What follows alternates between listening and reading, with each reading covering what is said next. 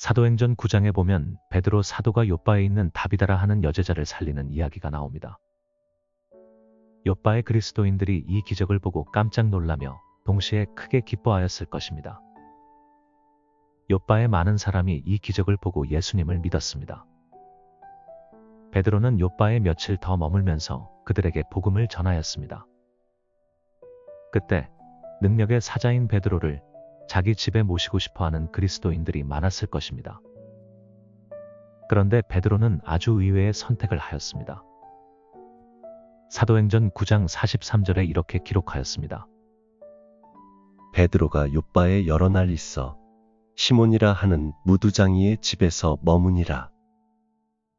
베드로가 많은 곳을 다니면서 선교하였지만 그가 어느 집에 머물렀는지는 기록하지 않았습니다.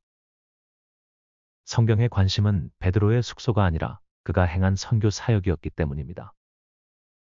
그런데 유독 욥바에서만 무두장이 집에 머물렀다고 밝히고 있습니다. 그렇다면 여기에는 매우 중요한 의미가 담겨 있음이 분명합니다. 안타깝게도 많은 주석을 살펴보았지만 이 부분을 의미 있게 다룬 주석은 없었습니다. 다행히 미시간 대학교 근동학부 올리버 교수는 이 부분에 관하여 의미 있는 논문을 썼습니다. 무두장이 시몬을 만난 베드로, 고대 유대교에서 무두장이의 제의적 중요성이란 논문입니다.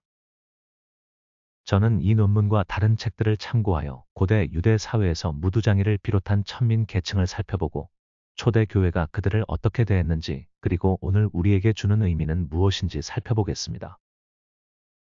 고대 유대 사회에서 부정한 사람들. 고대 유대 사회는 부정이란 개념을 두 가지 차원에서 이해하였습니다. 첫 번째는 레위기를 비롯한 율법에서 규정한 일시적으로 부정한 상태입니다.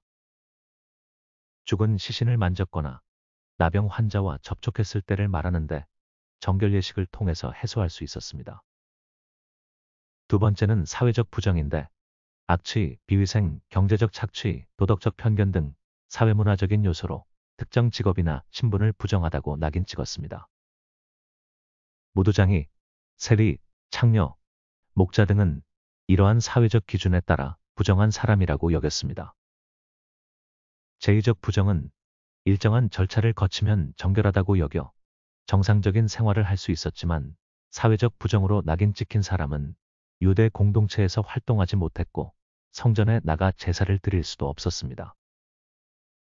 그런 면에서 사회적 부정으로 낙인 찍힌 사람들은 사람들에게 멸시와 천대를 받고 따돌림을 받았으며 경제적으로는 가난한 천민이었습니다. 무두장이는 가죽을 다루는 사람으로서 죽은 동물의 사체를 만진다고 알려져 있습니다. 랍비 자료에 따르면 가죽에 올리브 열매 크기 이상의 살점이 붙어 있으면 부정하다고 보았습니다. 요아킴 예레미야스는 예수님 시대 예루살렘의 다양한 직종을 연구했습니다. 예레미야스는 천민계층으로 26가지 직종을 언급했습니다.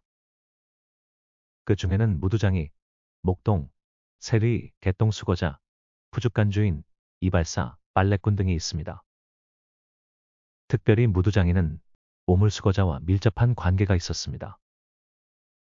오물수거자는 피륙을 마련하고 무두질하는 데 사용되는 오물을 수거했습니다. 그들은 노상에서 죽은 짐승의 가죽을 벗기기도 하였습니다. 랍비들은 무두질하는 사람은 화 있을진저 하면서 저주하였습니다. 무두장이가 특별히 더 천대받은 이유는 무두질하는 특성상 지독한 악취가 발생하였습니다. 따라서 무두장이는 마을 밖에 머물러야 했습니다. 무두장이와 결혼한 사람은 언제든 이혼을 요구할 수 있었습니다. 무두장이인 줄 모르고 결혼했든 알고 결혼했든 상관하지 않았습니다. 랍비 메이르에 따르면 알고 결혼했던 부인이 나는 참을 수 있으리라 생각했는데 더는 못 참겠습니다 하면 이혼이 가능했다고 합니다. 유대 사회에서 이혼은 반드시 남편만이 요구할 수 있었는데 무두장이 경우만 예외로 하였습니다. 초대교회와 부정한 사람들. 사도행전은 베드로가 무두장이 시몬의 집에 여러 날 동안 머물렀다고 하였습니다. 이로 미루어 보건대 무두장이 시몬은 욥바 그리스도인 공동체의 일원인 것이 분명합니다. 초대교회는 천민 계층을 제외시키지 않고 수용했습니다. 베드로는 요빠 그리스도인 공동체에 출석하는 무두장이 시몬을 관심 있게 보았던 듯합니다. 요빠 공동체가 무두장이 시몬을 어떻게 대했는지 알 수 없습니다. 분명한 사실은 베드로가 다른 사람들의 초청을 모두 거절하고 무두장이 시몬 집에 머물렀다는 사실입니다. 상식적으로 생각하면 다비다 집에 머물러야 했습니다. 다비다는 요빠에서 상당한 재력가로 많은 사람에게 구제와 봉사를 했던 여인입니다. 다비다가 자신을 살려준 베드로를 영접하고 자기 집에 모시고 싶어 했을 것이 분명합니다. 그럼에도 베드로는 극구 사양하고 무두장이 집에 갔습니다. 누가는 이 점을 꼭 집어서 기록하였습니다. 여기에는 사람들의 편견을 물리치려는 베드로의 분명한 의도가 보입니다. 베드로는 무두장이 집에 머물면서 무두장이 시몬과 함께 식사하고 그가 마련해준 잠자리에서 잠을 잤습니다. 사람들은 부정하고 불결한 무두장이가 만지는 것은 모두 부정하다고 생각했지만 베드로는 개의치 않았습니다. 예수님께서도 율법에서 부정하다고 여기는 나병 환자의 병을 고쳐주었습니다.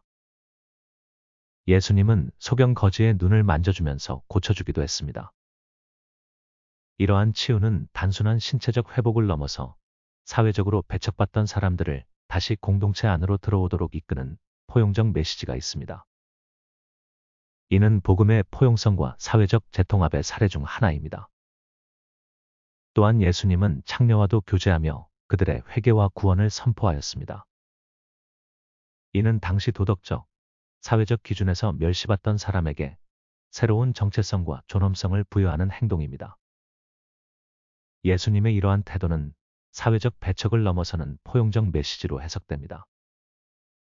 베드로를 비롯한 초대교회는 예수님의 복음을 전하면서 남녀노소, 종과 자유인 등 모든 계급을 철폐하고 성령 안에서 하나됨을 지향하였습니다. 바울은 갈라디아서 3장 28절과 로마서 2장 11절에서 사람들을 인종이나 사회적 지위, 경제적 이유나 문화적 차이로 구별하지 않고 모두 하나됨을 강조하였습니다.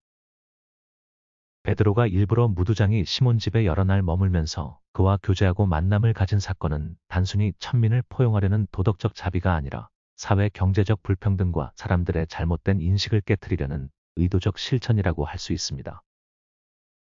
오늘날 우리에게 주는 의미.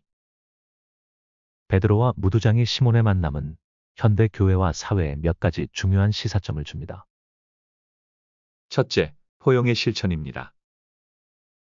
베드로가 무두장이 시몬의 집에 머문 것은 단순한 우연이 아니라 초대교회의 핵심 정신을 보여주는 중요한 행동이었습니다. 고대 유대 사회에서 무두장이는 악취가 심하고 죽은 짐승을 다루는 직업이라는 이유로 부정한 사람으로 간주하였습니다. 사회적으로 멸시받던 이들을 초대교회가 배제하지 않고 적극적으로 포용했다는 사실은 기독교의 중요한 가치를 보여줍니다. 오늘날 교회 역시 사회적 소외계층을 외면해서는 안 됩니다. 현대사회에는 여전히 가난한 사람들, 장애인, 노숙자, 이주 노동자 등 다양한 형태의 소외계층이 존재합니다. 교회가 그들을 단순히 동정하는 것이 아니라 적극적으로 포용하고 그들과 함께하는 공동체를 만들어야 합니다. 그들을 위하여 봉사하는 것만이 아니라 그들과 인간적으로 동등한 관계를 맺고 함께 살아가는 것이 참된 포용입니다. 둘째, 경계의 허물기입니다. 유대사회는 정결법과 사회적 기준이라는 이유로 무두장이 같은 천민 계층을 사회 밖으로 밀어냈습니다. 하지만 베드로는 그러한 경계를 허물었습니다. 그는 유대인들의 전통적 규범을 깨고 무두장이 시몬과 함께 거하며 식사하고 잠을 잤습니다. 이것은 단순한 개인적인 선택이 아니라 사회적으로 규정된 순결과 불결의 경계를 허무는 상징적인 행동이었습니다. 오늘날에도 많은 사람이 신앙과 문화적 경계를 고수하며 특정 집단과의 교제를 피하려 합니다. 예를 들어 교회 안에서도 경제적 계층, 학벌, 직업 등에 따라 암묵적인 경계가 생길 수 있습니다. 하지만 베드로의 행동은 그러한 경계를 허물고 교회가 모든 사람을 하나로 묶는 공동체가 되어야 함을 가르쳐 줍니다. 진정한 기독교 공동체는 인종, 성별, 계급, 학력, 직업에 따라 차별하지 않고 모든 사람이 동등하게 하나 되는 곳이어야 합니다. 셋째, 실천적 복음 전파입니다. 베드로가 무두장이 시몬과 함께 머물렀다는 것은 단순한 친절 이상의 의미를 가집니다. 이는 복음이 말뿐이 아니라 삶으로 실천한 사례입니다. 베드로는 무두장이 시몬을 차별하지 않는 것뿐만 아니라 그의 집에 머물며 함께 생활하는 실천적 신앙을 보였습니다. 오늘날 많은 교회가 복음을 전하는 데 있어서 단순한 설교나 전도 활동에 집중하는 경우가 많습니다. 그러나 베드로의 행동은 복음이 실천되어야 함을 강조합니다. 단순한 전도가 아니라 실제로 삶을 나누며 사랑을 실천하는 것이야말로 참된 복음 전파입니다. 현대 사회에서 복음을 전하기 위해서는 말뿐만 아니라 삶의 방식과 태도를 통해 그리스도의 사랑을 보여주는 것이 중요합니다. 결론적으로 베드로가 무두장이 시몬의 집에 머문 사건은 단순한 에피소드가 아니라 교회가 어떤 공동체가 되어야 하는지를 보여주는 강력한 메시지입니다. 오늘날 교회와 그리스도인은 소외된 이들을 포용하고 사회적 문화적 경계를 허물며 삶으로 복음을 실천하는 사명을 감당해야 합니다. 예수님의 복음은 특정 계층을 위한 것이 아니라 모든 사람을 위한 것이며 그 복음을 실천하는 것이야말로 진정한 신앙의 모습입니다. 복음 전파를 위하여 힘쓰는 로고스 커뮤니티를 구독해 주시고 후원해 주시면 감사하겠습니다. 감사합니다.